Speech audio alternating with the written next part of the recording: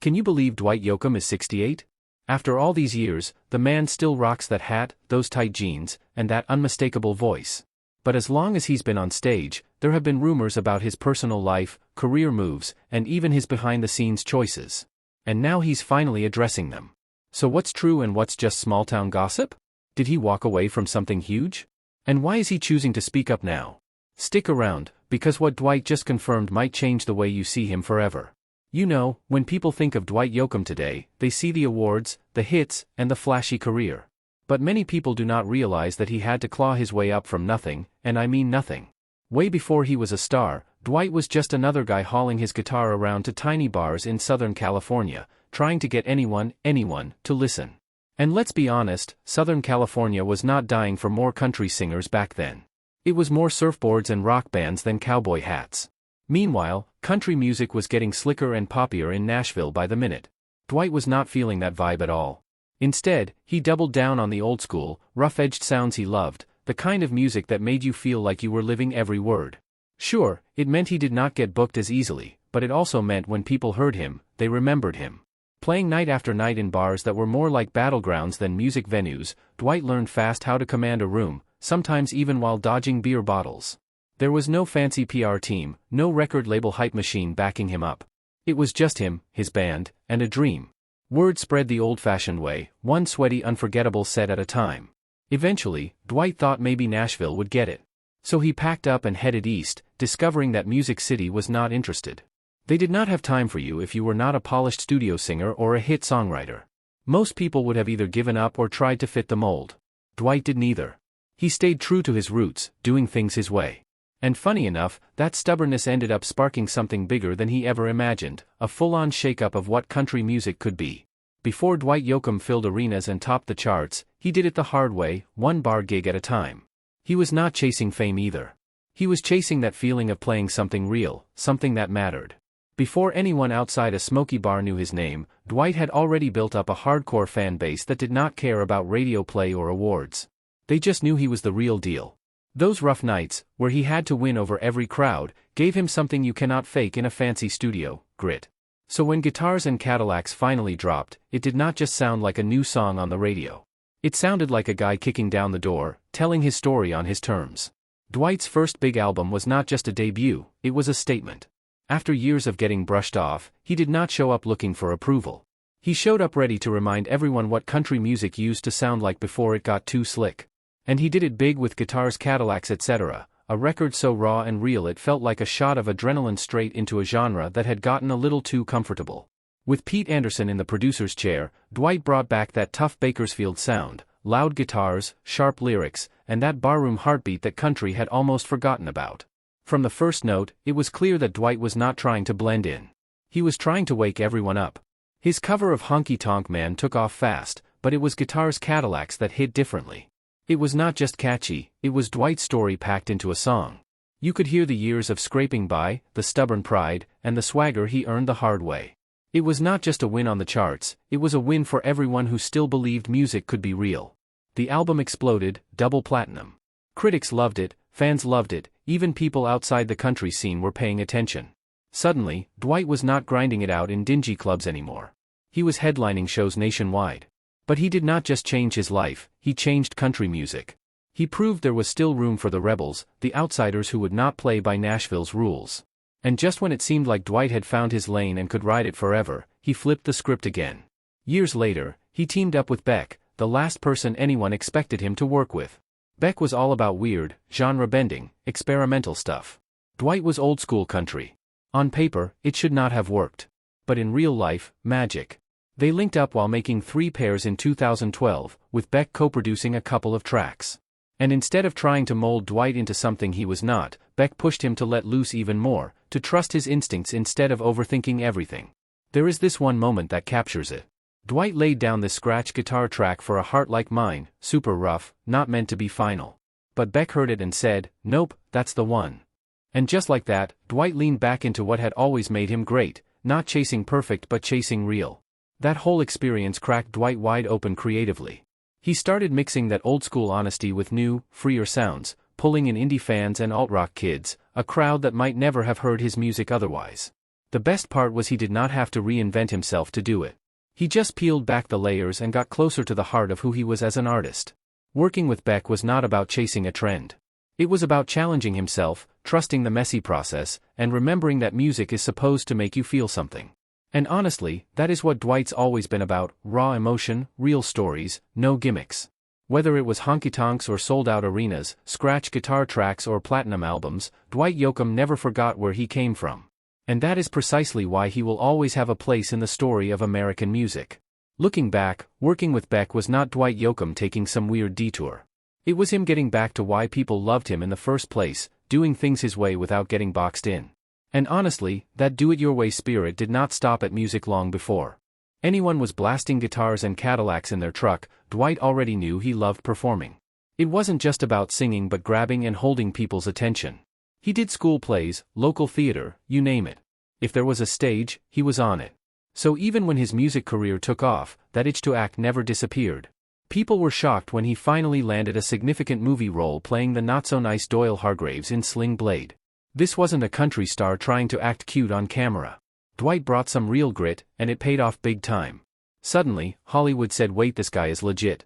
After that, he wasn't just a one-hit wonder in the movie world either. He kept appearing in gritty films like Panic Room and Crank, and even on TV shows like Under the Dome and Wilfred. He wasn't trying to be flashy every time. He just brought that raw, honest vibe that made his music so good. But acting didn't pull him away from his music, it just gave him another way to tell stories. It had the same heart and grit, just a different kind of stage. Dwight didn't jump from country music to acting. He stretched out a little, proving that real talent doesn't have to fit into just one box. Moving on, the way Dwight threw himself into acting, it was the same way he wrote songs, full on and from the gut. He didn't just memorize lines or fake emotions. He'd think about what made each character tick, what scared them, broke their heart, and kept them going. To him, acting and songwriting weren't all that different. They both had a rhythm, an emotional beat you had to tap into if you wanted people to feel something. That's why Dwight's performances always felt real. Whether he was playing some rough-around-the-edges villain or a wise outsider, you didn't just watch him, you believed him. But before he won people over in movies, he had a much bigger battle, winning over Nashville. In the 80s, country music was going full-on glossy. Everyone wanted that urban cowboy vibe, polished songs, safe looks, and crossover hits. And here comes Dwight cranking up twangy Bakersfield guitars, singing about heartbreak and dive bars, and wearing outfits that looked straight off a rock stage. Tight jeans, rhinestone jackets, cowboy hat pulled low, you couldn't miss him. And Nashville didn't know what to make of him. Dwight said instead of waiting for their approval, forget it. He hit the LA rock clubs, found people who got him, and kept making the music he believed in. Teaming up with Pete Anderson, he doubled down on that raw honky-tonk sound with a bit of rock and roll swagger thrown in for good measure. That led to Guitars, Cadillacs, etc., a record so good it forced everyone to sit up and pay attention, even the ones who had written him off. The best part was Dwight didn't change for Nashville. Nashville had to change for him. Because he remained stubborn, he opened a space for other artists who didn't fit the usual mold. Looking back, he didn't just break into the system, he helped remake it. As great as Dwight and Pete Anderson were together, that kind of magic doesn't always last. They had a good run. Pete's guitar and production helped Dwight find his sound. Without him, we might not have Guitars, Cadillacs, etc., or This Time. Those albums defined Dwight's career. But eventually, things got rocky. Around the early 2000s, it wasn't all smiles and handshakes anymore. Then in 2004, boom, Pete hit Dwight with a lawsuit, saying Dwight bailed on many concerts and left him financially holding the bag. Pete had already poured his money into prepping for those shows, so it got ugly. They ended up settling out of court. No big public blowout, but let's be real, that kind of thing leaves scars. After the split, Dwight started producing his own stuff. He kept that creative freedom he craved, but the sound was never precisely the same without Pete. Still, even after all that drama, most fans look back at their run together like, man, that was the peak Dwight. It was real, it was gritty, and it's still inspiring artists today. But Dwight's battles weren't over yet. Nope, he had one more fight brewing, this time with the big dogs at Warner Music. So in 2021, Dwight went after Warner over the rights to his old music. See, after 35 years, the Copyright Act lets artists take back their work. Dwight said, hey, I want my stuff back. Warner was basically like, hey, not so fast. They kept selling and streaming his early albums without permission, and Dwight wasn't having it. It wasn't just about money either. This was about owning the music he built his whole career on. Warner threw up every legal roadblock they could, arguing about paperwork, timing, and whatever else. Classic move. But in the end, they settled in 2022. Nobody knows precisely what the deal was, but it's safe to say Dwight got at least part of what he wanted. And honestly, good for him. Taking on a major label isn't easy. But Dwight's always been the kind of guy who'd rather fight for what's his than roll over. And the whole thing, it wasn't just about Dwight. It lit a fire under many veteran artists who realized they could stand up too. He made a move that wasn't just smart for himself, but for every musician who's ever been stuck in a bad deal. Because if there's one thing you can always count on with Dwight, it's this. He's going to do things his way, no matter how big the opponent is. Dwight Yoakam didn't just act in South of Heaven West of Hell. He did everything. He wrote, directed, co-produced, and even handled the soundtrack. It was his project start to finish. He wanted to mix an old-school gritty Western vibe with some deep psychological storytelling, and he brought in some big names too. Vince Vaughn, Bridget Fonda, Billy Bob Thornton. But even with all that going for it, the movie didn't land. Critics weren't kind. They called it messy, self-indulgent, and too ambitious. The story was hard to follow, the pacing was all over the place, and it didn't connect with audiences. It flopped at the box office and didn't do much better on home video. A lot of people chalked it up to Yoakam being new to directing. He had the vision but maybe not the experience to pull it off. What was supposed to be this big breakout moment turned into a harsh lesson about how trying to do too much can sometimes backfire. And it wasn't just his reputation that took a hit. Financially, it was brutal. When investors bailed out mid-production, Yoakam poured in his own money and even went into debt to finish the movie. The pressure of it all led to much friction with people he had worked with for years. Some of those relationships ended badly, with lawsuits and big shakeups in his team. Although South of Heaven, West of Hell did not go over well, it remains a significant part of Dwight Yoakam's story. It reveals how fearless he is creatively. He took a considerable risk, and while it didn't land, it wasn't a full-on disaster either. Most fans and people in the industry now look back on it and say, all right, that didn't quite work, but they don't write it off completely. Yoakam has not talked much about what happened after that movie. He has kept pretty quiet about it, but the fact that it still gets mentioned says something. It shows he is not the kind of guy who plays it safe to avoid failure. And if the whole thing knocked him down a peg, which we are not even sure it did, it only made him more determined to stay true to his vision no matter how tough or costly that might be. Moving on, his acting career has had some real gems.